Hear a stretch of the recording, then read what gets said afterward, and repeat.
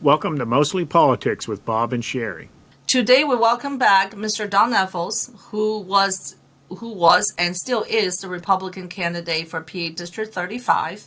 Don Nevills ran in the general election against Austin Davis, who now will be our Lieutenant Governor elect.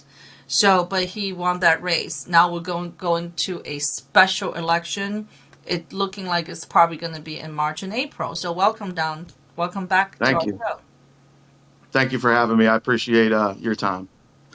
Don, can you tell us about your campaign experience? Yeah, absolutely. Obviously, we just got off the campaign trail a week ago. I didn't shave for a week, and I shaved last night, just absorbing everything that has happened over the past many months. So on the campaign trail, you do hear, that campaigning is brutal, and I'm here to tell you firsthand that it's even more brutal than I expected. My team and I, we knocked on about 5,000 doors in the district. We met a lot of great people. We made over 10,000 phone calls in the district. We've held events. I did interviews with you and other people as well. We made videos. We tried to get the message out there. But we saw the results of the election, and Austin did win the seat. However, I found it interesting that he wasn't even running or campaigning at all, and he still got the amount of votes that he did. That's very telling. Well, the Democrat candidates like Austin Davis, Summer Lee, and Tony DeLuca, they all won their seat even though they're not running. Well, in Tony DeLuca's case, he actually passed away right before the election. Why do you think they won? I think the major factor is the mail-in ballots. When we sat down election night to watch the results come in, the first results that come in are the mail-in ballots.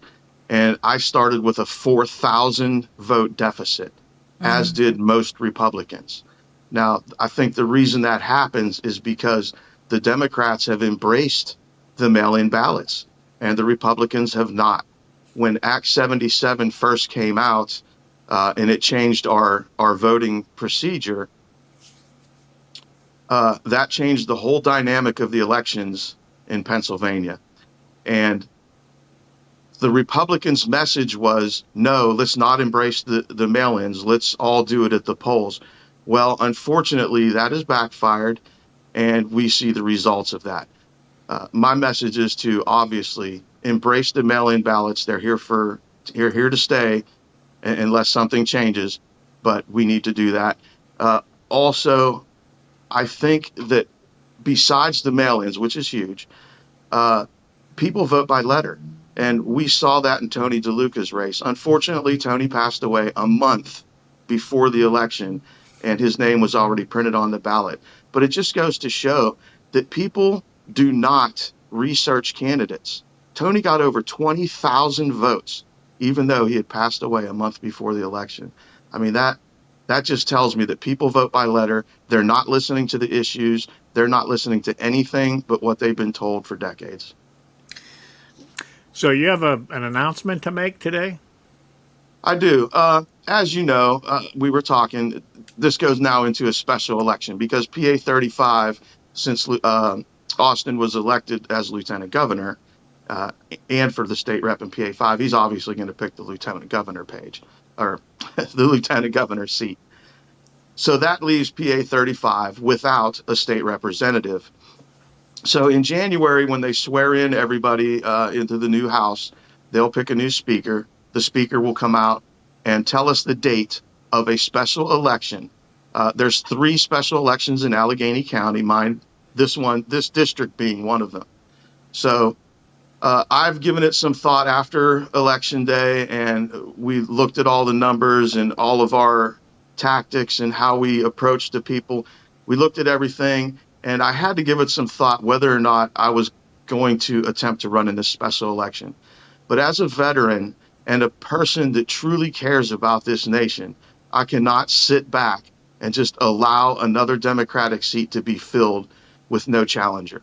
We have to try this. So I'm announcing today that I am running in the special election. We don't know who the opponent is. When that comes out and the speaker sets the date, we will know all more, much more information in January. So you mentioned about mail-in ballot how the Republican has not embraced it.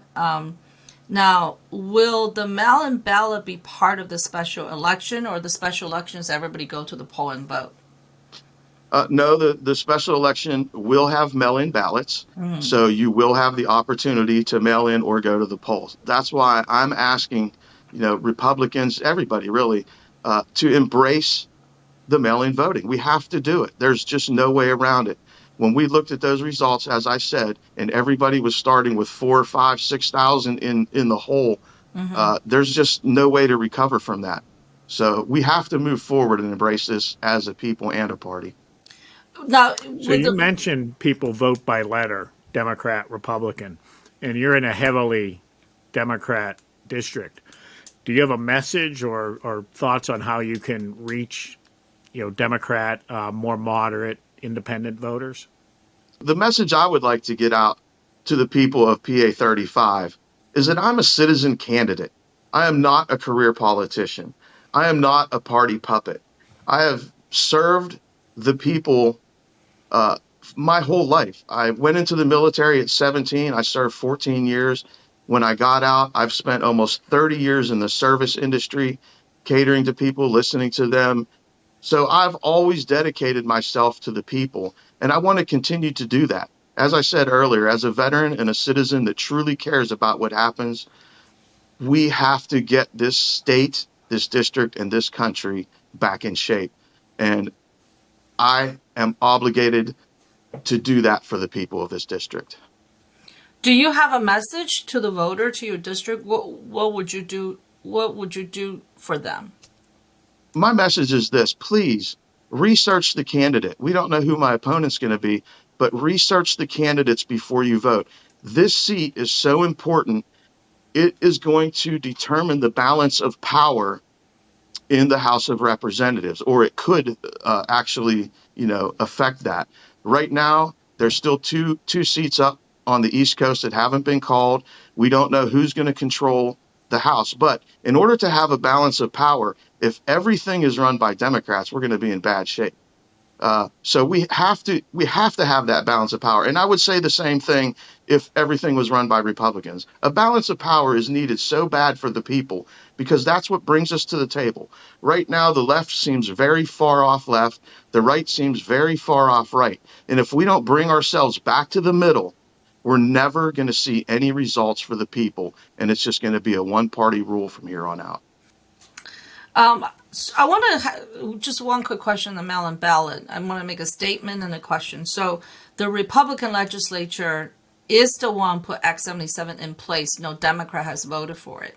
However, on the street, the general concept or this thoughts of the Republican voters is like, if I mail my ballots in, it will not be counted. How do you counter that type of mentality to go and ask people to mail the ballots in? Well, that's what's interesting. Just like voting in person, once you slide that paper into the machine, who's to say your vote was counted the right way? Now, with a mail-in ballot, you can actually track it. You can track its entire run through the process, when it's received, when it's opened, when it's put in, and when it's counted. So you can follow it by that right online. It's simple and it's easy. And if there's an issue, you just call the election office and you get it taken care of, because if you do make a mistake on the mail-in ballot, there is ways to remedy that. Okay.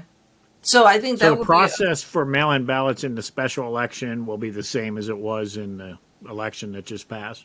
That's correct. You'll have to request a mail-in ballot. You'll get it sent to you. You fill it out and you mail it back. And then, like I say, you can just track it online and see where it goes from there.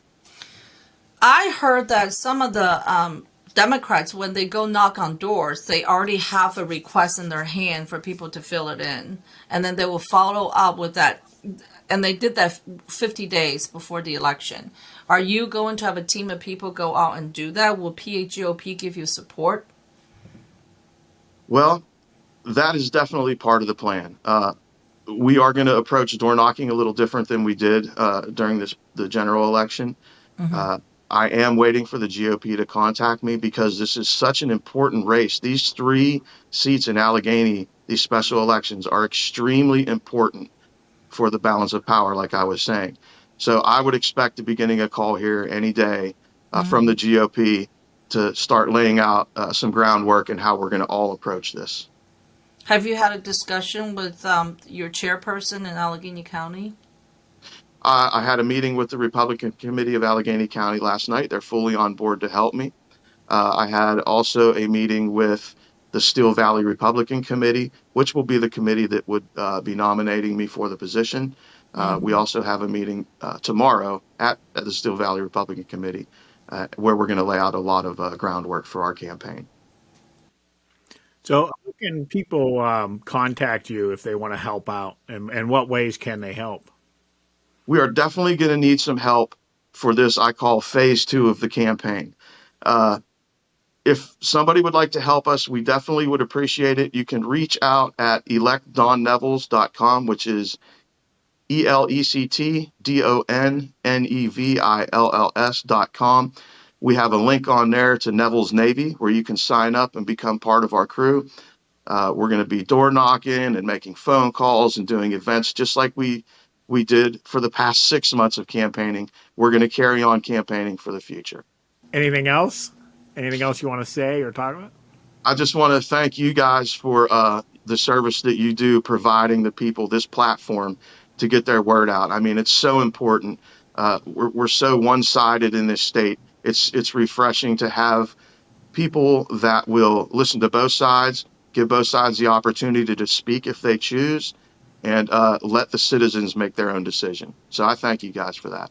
You're Well, welcome. thank you for using us. Yes. No problem. Well, you have a wonderful day and come back whenever you have your team formulated.